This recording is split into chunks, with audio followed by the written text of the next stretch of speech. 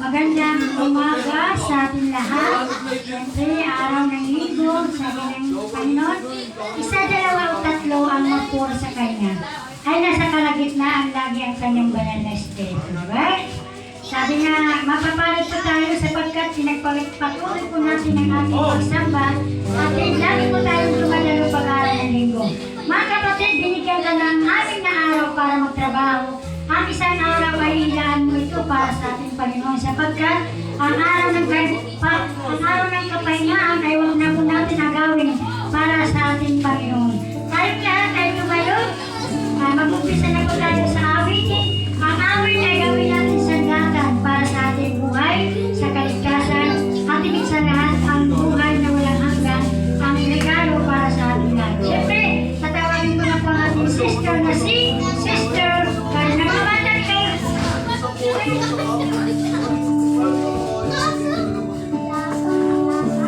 Hello, good morning.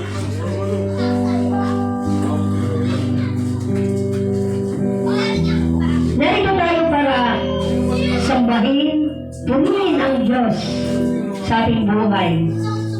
Sabi nga, isa man, dalawa, tatlo ang magkatipon sa kanyang pangalan. Nagtitiwala tayo sa Panginoon na narito siya sa ating kalagitnaan.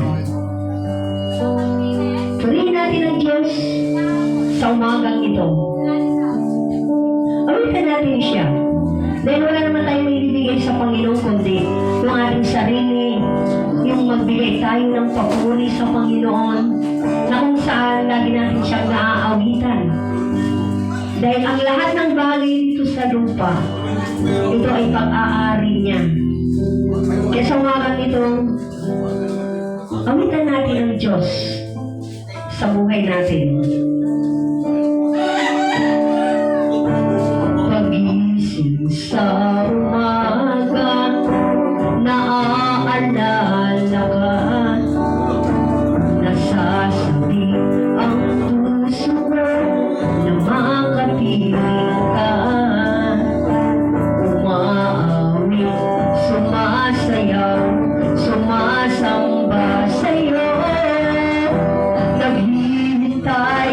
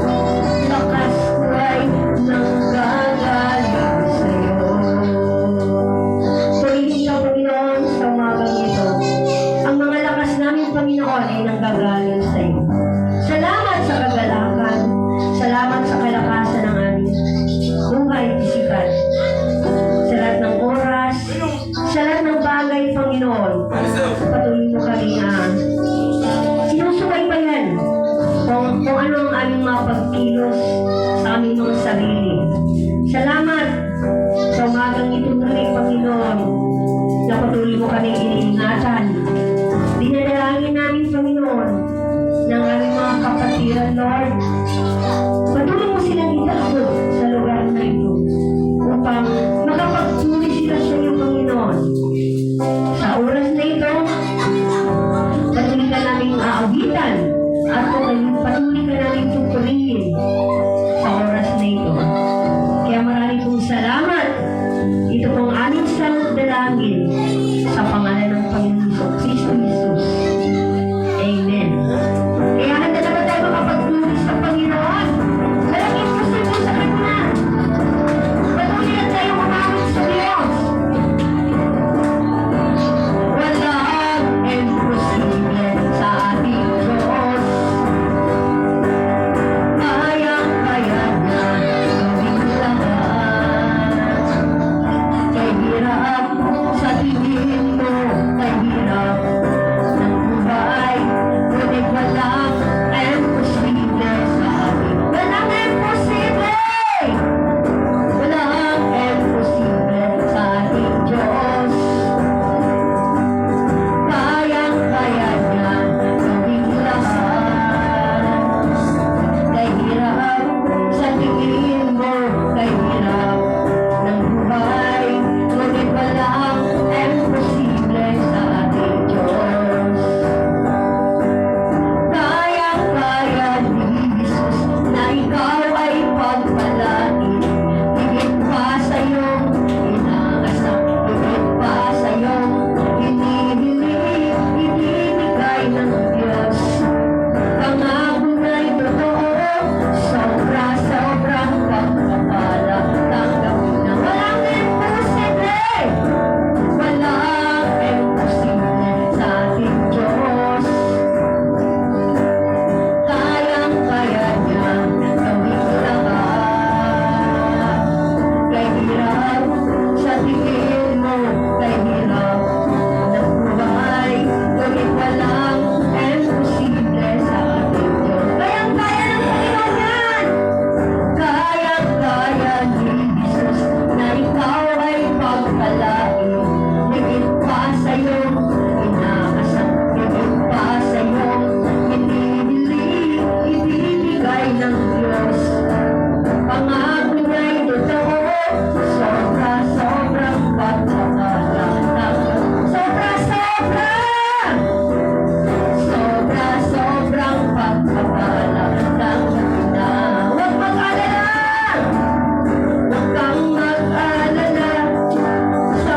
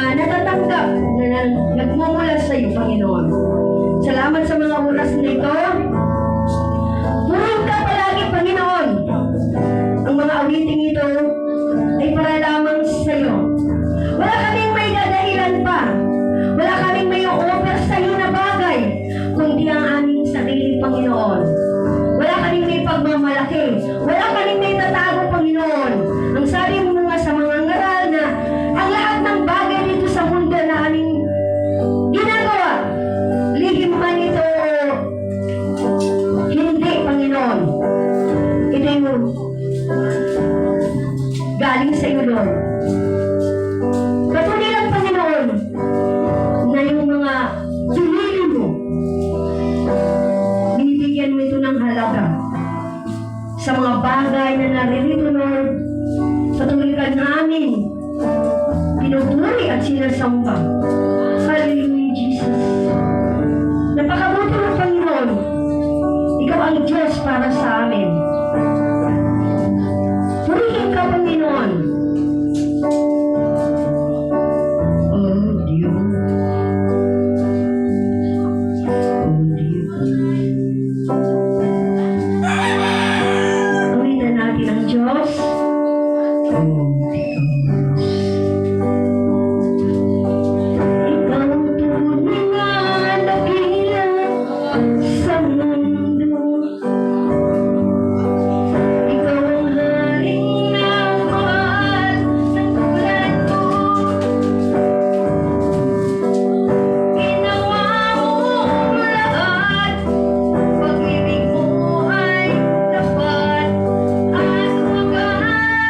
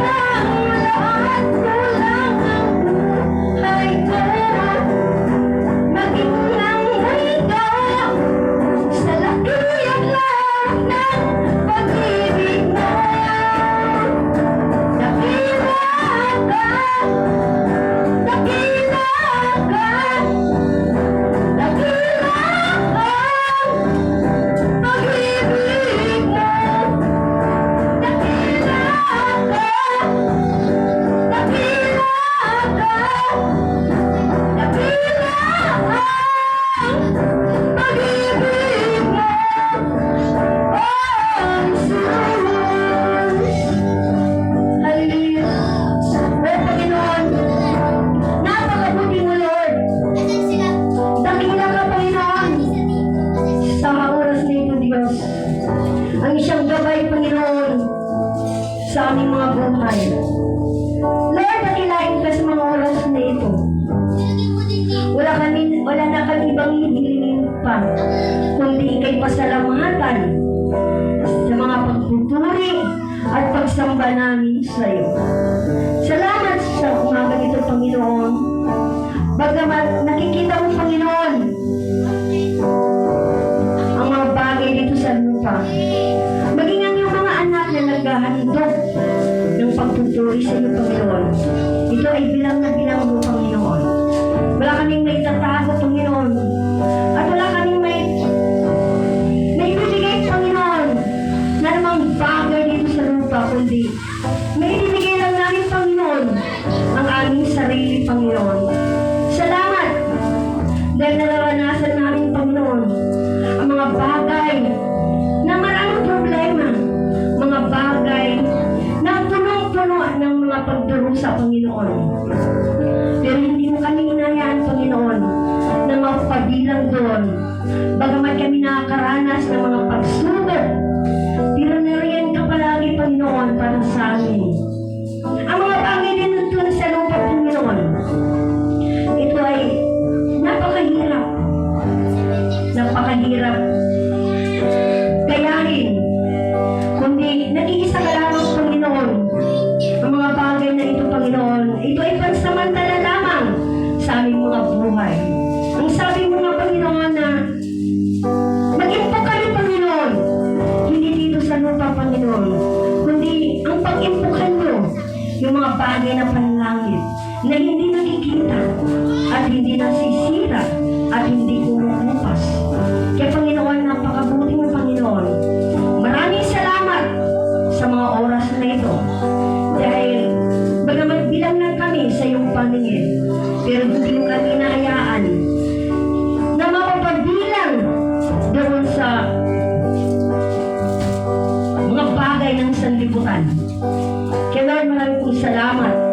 Hindi ka nakatingin sa mga maraming tao, Diyos, kundi nakatingin ka bawat puso ng isang tao na handang maglingkod sa iyo, Diyos.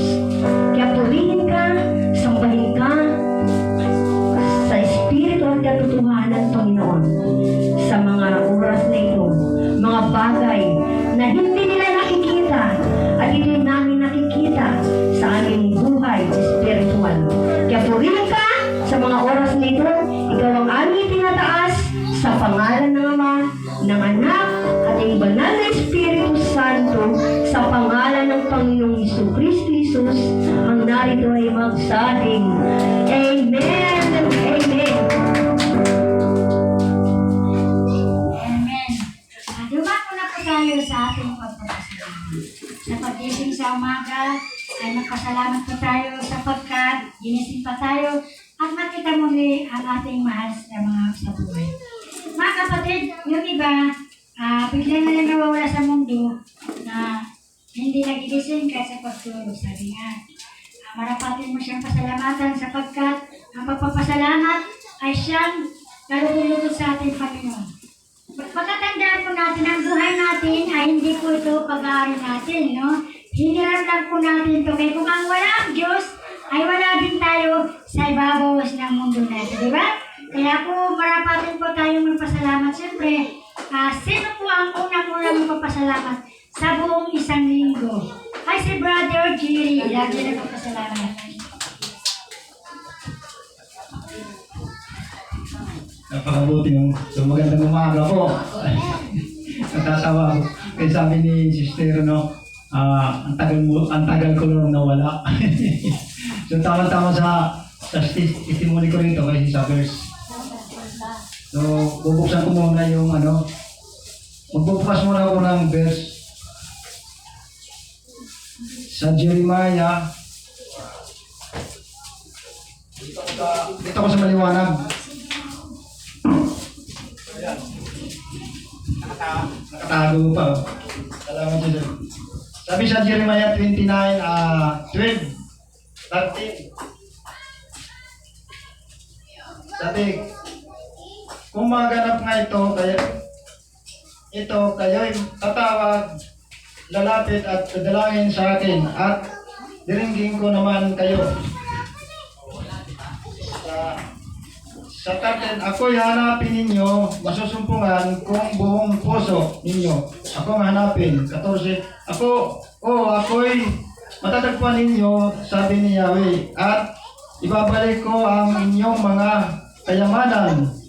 Titipunin ko kayo mula sa lahat ng bansa at buok na pinagdalan sa inyo. At ibabalik sa dakong minamulan ninyo bago kayo mabihat. Meron ba nagtataka minsan nabibihat tayo kahit tayo Kristiyano? So salamat sa Panginoon. Alam mo, kung minsan may mga padala ang Panginoon. So yan alam mo, ang mga padala katulad kagabi, nagkakagulo sa amin, hindi ko alam kung nagkakagulo. Siyempre may padala, nababalitaan ko si Ernix Power, sabi 10,000. Ayan na rin, bigay daw sa koordinator namin ng yellow card tapos national ID. So binigay ko ron. Ang hinihingi sa akin ni Ma'am, ni koordinator natin, ba ni 60 kasi dalawa kami sa anak ko, dali 30. Kasi para diretsuhan na. Ang ginawa, sabi ng anak ko, bakit 60 o 30 bawat tao? Sabi ko, okay lang yun kasi baka pamamasahe pa. Kasi parang isahan na lang. Gusto niya ang anak ko 10. Kaya bukasan ngayon na, binalik sa anak ko. Si anak ko na lang pa-Xerox kasi ID, di ba? Di ba napakaganda, blessing yung bigay? Katulad ngayon, itong suot ko, ito padala to. Yung mga repack, di ba? Napili ko to, padala eh. Tapos ito naman, sa anak ko, dahil palero, padala rin. Well, talagang napakabuti ng Panginoon, no? Tapos ang sapatos, 4 ang binili ko, 2 ang pwede. Tapos itong isa, iniwan. So pwede pa pala isuot, di ba maganda? So padala po yun. Kaya nga sabi nga ng Panginoon dito, minsan nalalayo tayo, di ba?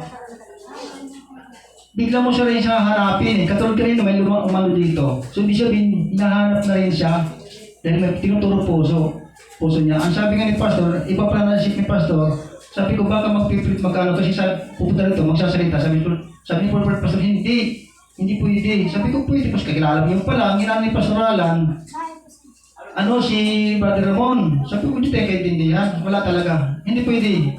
Pagka kayong sabihin, sinasara ko yan. Kasi akala ko yun na magsasalita. Sabi ko pwede yung pastor kasi dati ko lang kilala. Pwede ba yun? Kasi ganito yun Sa church dyan, may user ako ng milyon. Si Pastor Jess. Alas City umpisa dyan.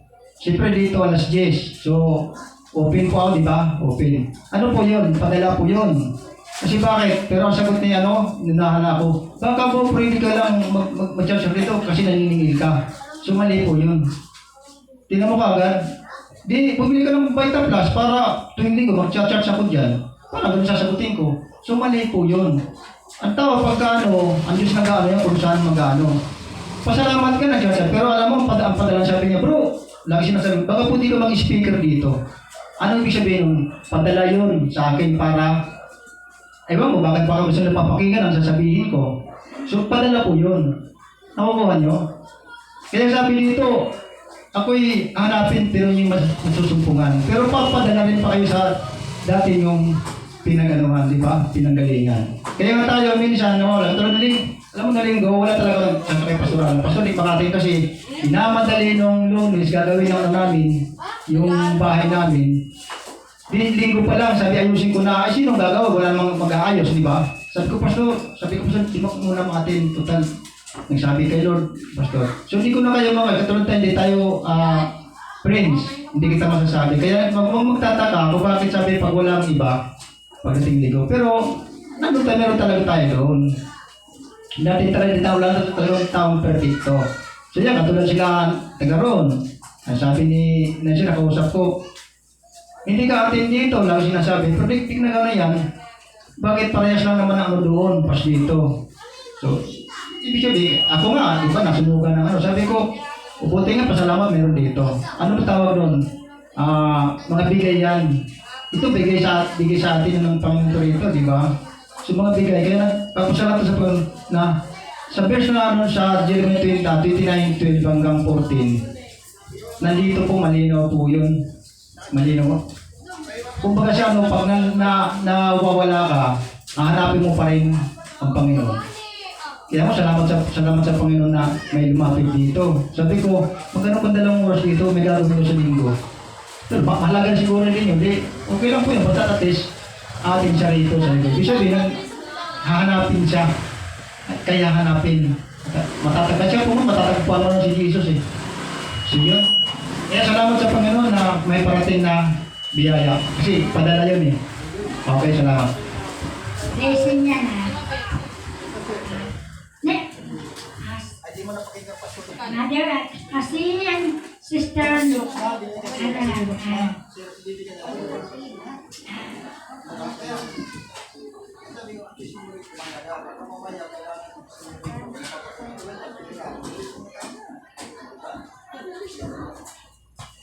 Purihin ka Panginoon sa mga ito na ako'y nagpapasalamat sa binigay mong buhay, sa mga sa araw-araw na mga kakain, sa kaligtasan, at sa lahat Panginoon, salamat po. Maraming salamat. Last si Sister Karina.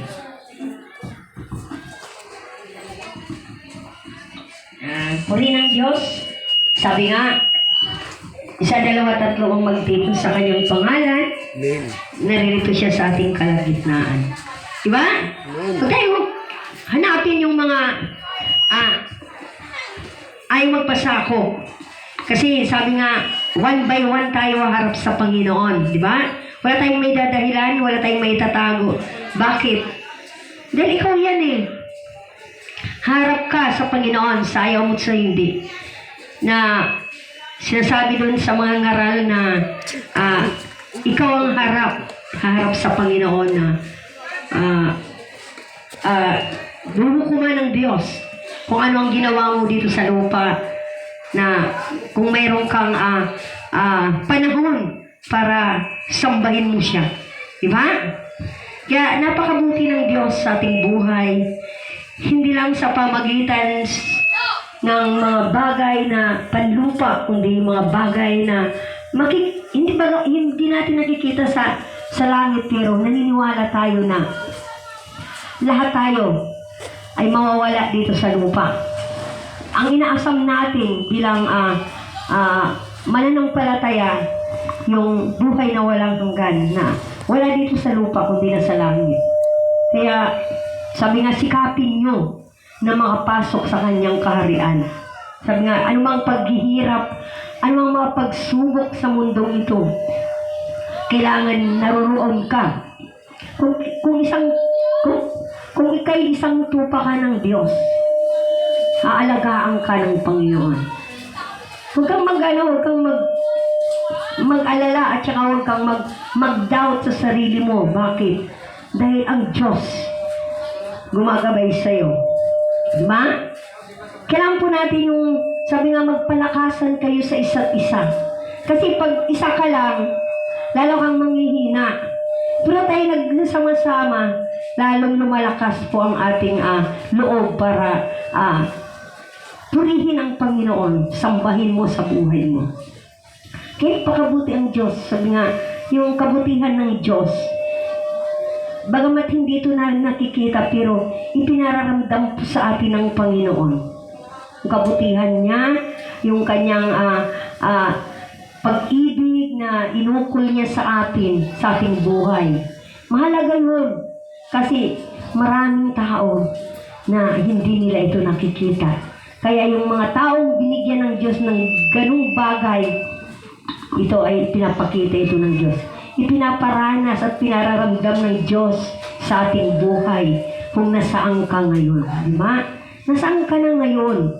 Kung malayo ka na o malapit na.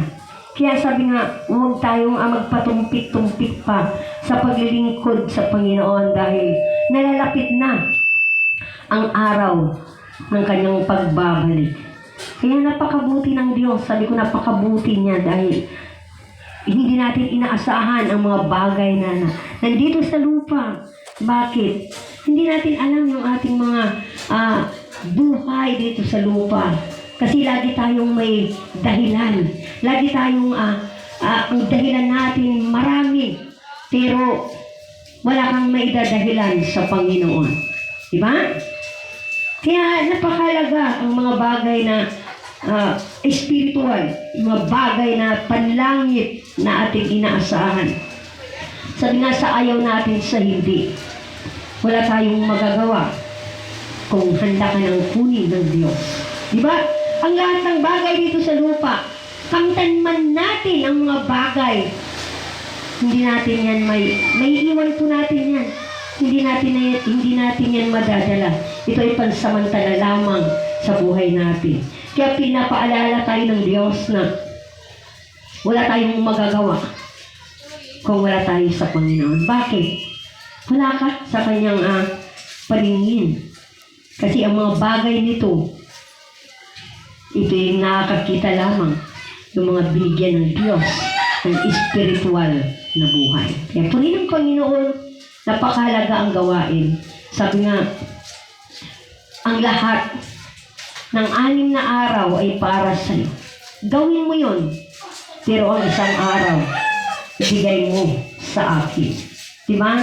Minsan halos hindi pa natin maibigay sa Kanya yung ang isang araw. Bakit? Kasi puro tayo akin. Akin. Akin. Diba? Para wala tayong pagkakaiba dun sa mga taong tinatawag na korupsyon. Diba? Kasi sila, okay lang eh. Magtrabaho sila na magtrabaho, may inaasahan sila. Bakit? Ano bang inaasahan nila? Pera. Pera na matatanggap nila ng limpak-limpak. Pero tayo, wala tayong inaasahan, kundi biyaya ng Diyos ang siyang nagbigay sa atin. Amen. Kaya rin ang Panginoon, salamat sa kalakasan, salamat sa kagalakan na ibinigay